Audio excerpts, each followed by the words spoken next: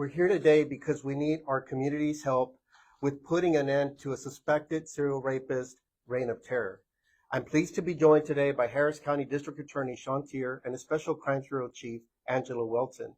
Their presence here today shows the case is an especially high priority for both of our agencies, but it also reinforces our shared commitment to make sure that we stand with survivors and that we do everything possible to bring forward offenders and hold them accountable for their actions. I'm also joined by members of our Harris County Sheriff's Office family, our adult crime section, who quickly recognized the imminent threat to public safety posed by our son, Tim. Leading this investigation is Nicholas Cook, who will provide victims advocate Karen Omada to discuss how we support those who have been harmed by people like our suspect in this case.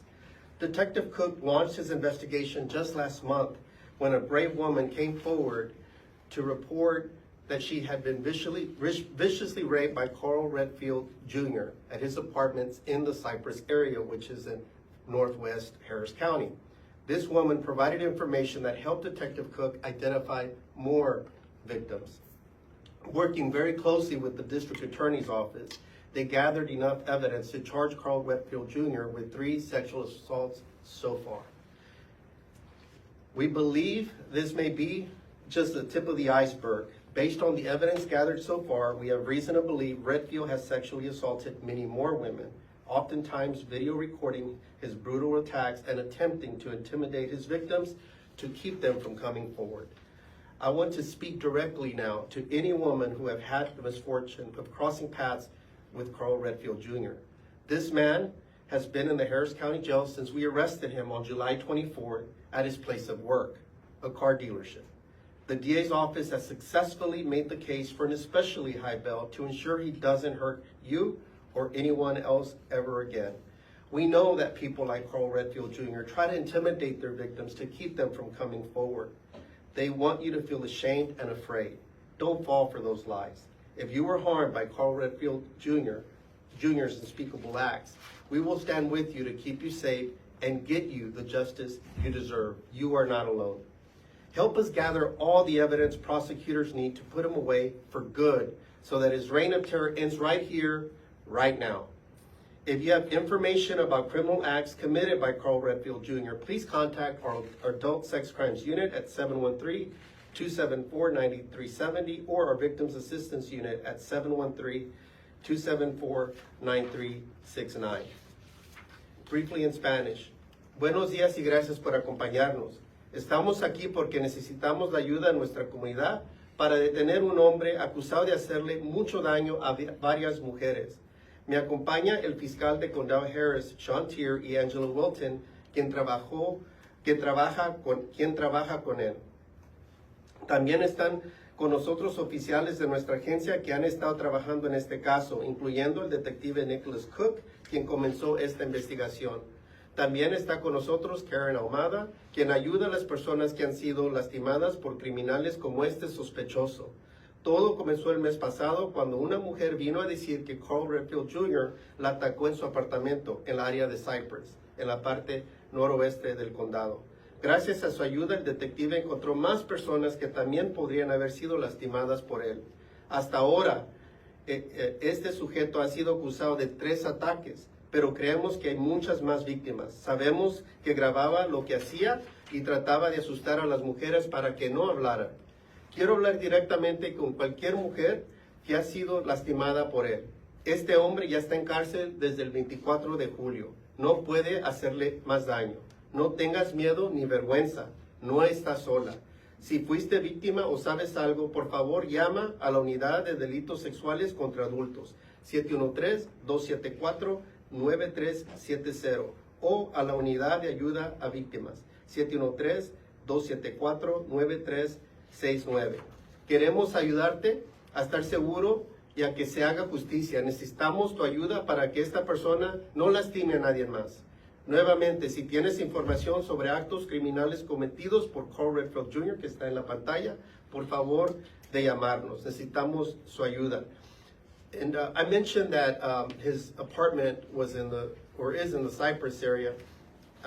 Obviously, also worked at a car dealership, but also want to make mention, I think it's important to note that This individual, we're trying to establish a timeline, but previously lived in the state of Indiana, where we have understanding that he served as a corrections officer in some correction system up there in Indiana. So I think that's important to note, because his reign of terror may not necessarily have started here, but others may be able to tune into this information, and perhaps he has other victims in other states as well. So I wanted to make sure that we shared that. At this time, I'd like to invite Detective Nicholas Cook to come forward and tell us more about his investigation. Detective Cook. Good morning. I'm Detective Nicholas Cook. I'm with the Harris County Sheriff's Office Special Victims Division. Over the past several months, our Adult Special Crimes Section has begun multiple investigations for aggravated sexual assault involving the defendant, Carl Redfield Jr. As the sheriff said, he is a known former correctional officer in the state of Indiana. He works at a local car dealership in West Harris County. He's also known to frequent bars in Northwest Harris County, West Harris County, and use online dating apps. What began as a single case quickly developed into a multi-victim investigation. Each survivor came forward independently and provided consistent information that described patterns of manipulation, coercion, isolation, and in some cases, a firearm to control and exploit some of these victims. Through a coordinated effort with our Harris County Sheriff's Office Patrol Division deputies, Crime Reduction Unit, Harris County District Attorney's Office, and our High-Tech Crimes Unit, we recovered critical evidence, including video footage, digital messages, witness statements, that led to multiple felony charges with multiple victims for these aggravated sexual assaults. But this is not about the charges, it's about the survivors. And we know there are likely others that haven't come forward yet. If you're out there and you've experienced something similar, please know our priority is your safety, your dignity, and your healing. We recognize that some survivors may have felt that they were unable to make a report originally. This could have been out of fear, out of stigma, or for concerns about how they may have actually been viewed. But let me be clear, this investigation is about the people who were taken advantage of, and to make sure that they are heard and supported. If you come forward, you'll be treated with compassion, respect, and without judgment. We're here to listen, we're here to help, and we're here to ensure the safety and justice of every victim. Thank you. We'll open it up for questions in just a few. Next, I'd like District Attorney Shantier and Special Crimes Bureau Chief Angelo Welton to come forward to tell you about the work their team has put into building this case and their commitment to pursuing justice. Their office has been phenomenal. They've been working with us every step of the way. It's been very collaborative. And as Detective Cook just stated, this isn't about one particular case. This is for all survivors, that we stand with you. Our office and the District Attorney's Office is deeply committed to making sure that we continue to stand united and send a strong message that sexual assault is against the law and it will be prosecuted to the fullest. Law enforcement will do its job, and the District Attorney's Office is doing their part as well to make sure that we hold these individuals accountable. DA Tier? Sure. Okay, I'm not going to talk long. I'm going to hand it over to our Special Victims Bureau Chief, Angelo Welton, who her and her team have really worked hand in hand with Detective Cook and the rest of the Sheriff's Department to get this predator in custody in really record time on a case like this. One thing I do want to just touch on is the collaboration that you saw in this case, and you're going to continue to see in this case, is indicative of the way that our office works with our law enforcement partners at every level. It is a new day in Harris County. We are all partners in making sure that every single victim is heard in Harris County and that every violent predator is held accountable. Angela's going to talk about some of the ways that we really sped up the process to get this individual into custody going forward. But what we're doing now is we're going to slow it back down. We've got him in custody. He can't hurt anyone else right now. So now our job is to go forward and get the full picture of who this man is. And that's why this press conference and our media partners are so important, to getting this message out. It doesn't matter how you came into contact with this person, on what app or what bar or whatever way you came into contact with this defendant. Come forward. Let us know what happened to you. You will be treated as the victim that you are. We're not in the business of going after relatively small crimes when we have someone out there who is a predator, who has preyed on numerous survivors. So please, we want to get the full picture before we eventually put this in front of a jury and ask for the punishment that's so richly deserved in this case. And with that, I want to hand it over to Angelo to kind of fill you guys in. The arrest of Carl Redfield is a strong first step in keeping our community safe. Detective Cook heard the plea from this complainant and took it seriously. He and the Sheriff's Department worked tirelessly and quickly in order to put this man under arrest. We at the DA's office, with Gabe Kubak and Jay Gordon, worked with Detective Cook to make sure that the warrants that were needed were signed, that were done. And currently, Redfield sits at 5 charges with a bond of over $2.5 million. We are now asking for you, the community, to come forward with any information you know about Carl Redfield so that we can build a strong case and seek justice for the women in our community, for the people in our community, to be safe as we walk the streets and we live our lives.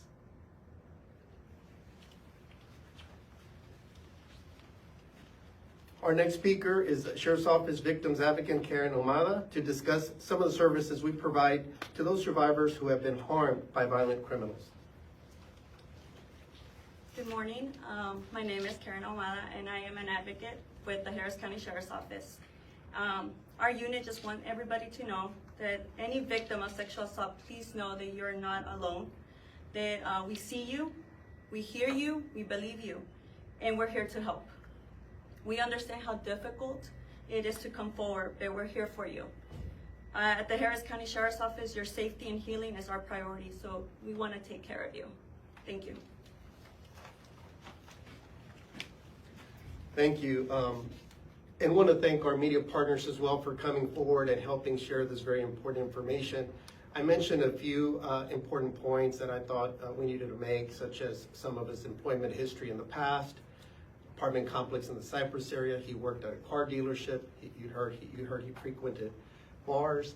At times he used different ruses, if you will, to try to find potential victims, including using apps, text messages, you name it. At times even using alcohol, different factors. Look, we know when it comes to sexual assault, there's a lot of misconceptions, misinformation out there, and sometimes survivors do not feel heard or understood.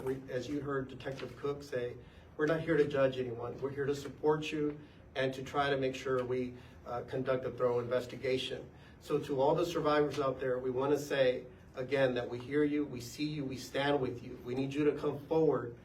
We understand that you could be very fearful. We understand that. We know it may be difficult, but others have come forward now. Help us make sure that we have a thorough picture, as DA Tier said, so we can make sure that we can successfully, or they can successfully prosecute this to the fullest with the appropriate type of punishment, that the jury has everything they need to consider. You know, take your strength back.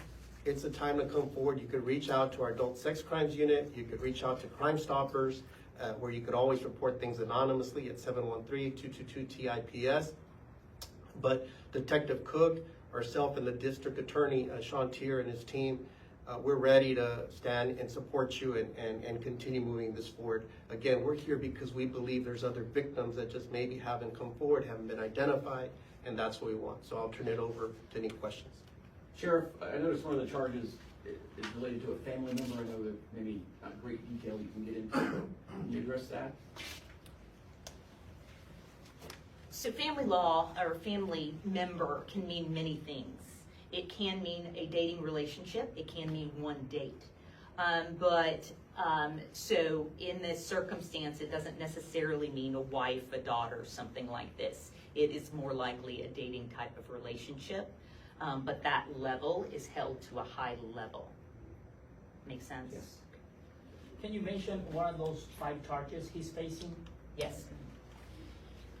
Aggravated sexual assault, aggravated sexual assault, aggravated sexual assault, sexual assault, and aggravated assault of a family member are the 5 cases that he is currently charged with. Those are all 5 different alleged victims? Or? It is 2 complainant victim survivors, 5 charges altogether.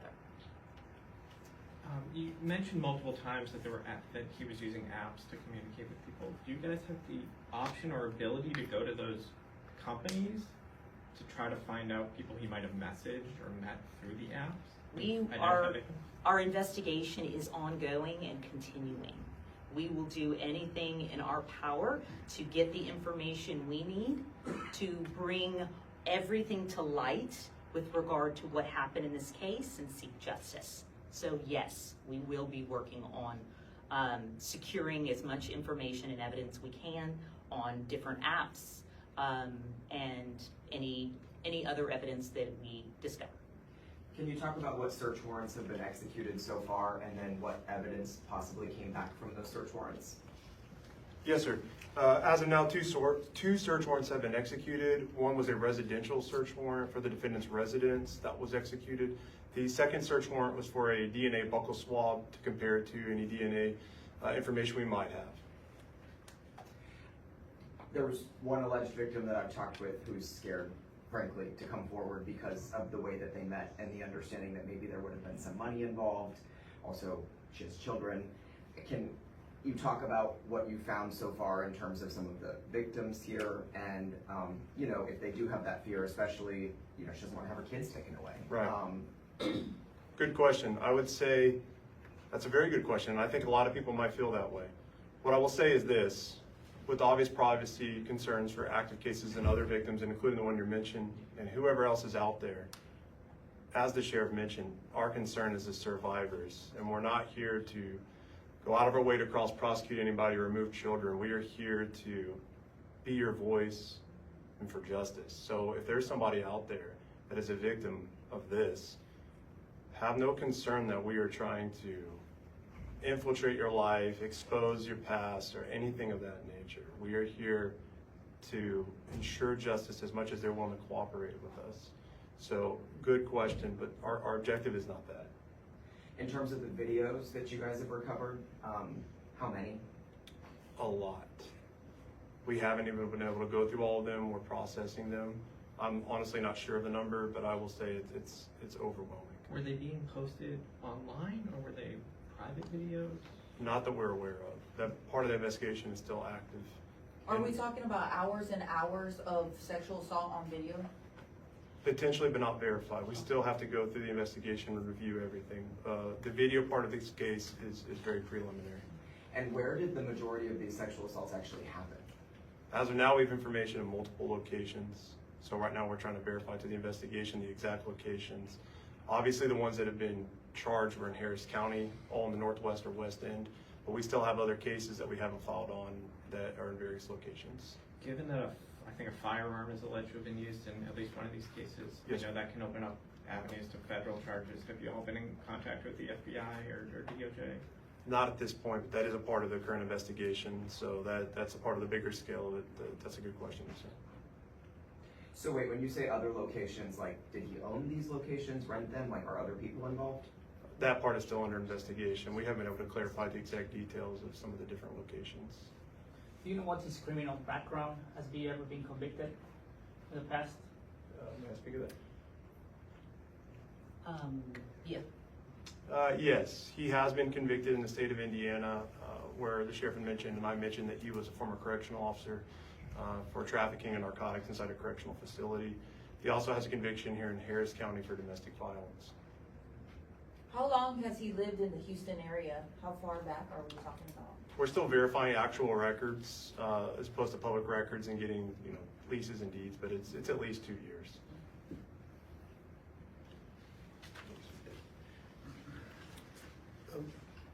One of the reasons that we're here is to try to get some of those answers as well, and that's why our community's help, I started my comments just saying that can really help us connect a lot more dots and identify a lot more victims. You've heard that it's a huge number of videos that are out there, and we'd like to understand, because sometimes it's possible none of these survivors even knew they were being recorded. At times a gun has been displayed, so we don't know how many times. Locations, we're still trying to tighten that up. I mentioned different places where obviously we talk bars, other things. It could have been an app, it could have been at a bar. At times alcohol was used, and a lot of times survivors are afraid to come forward feeling some guilt, or there's a stigma thinking, well, I was drinking a little bit, I don't remember everything. We want folks to come forward, because let us work with you to try to better understand what happened, because you should not feel guilty in that way, and no one should be victimized. I also want to point out that it appears that his targeted victims were African American, but with these, we're never limited. We're never going to say only that, because we simply do not know. We don't know his past history, when this started exactly, but we really need the public's help, and he seemed to be pretty prolific in his efforts to be trying to find the next victim. So no doubt there's more out there. We already heard of one that apparently may be fearful to come forward.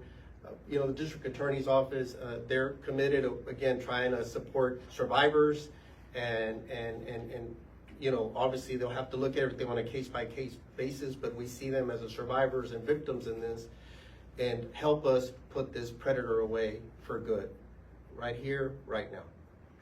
Any final questions? Okay, thank you very much.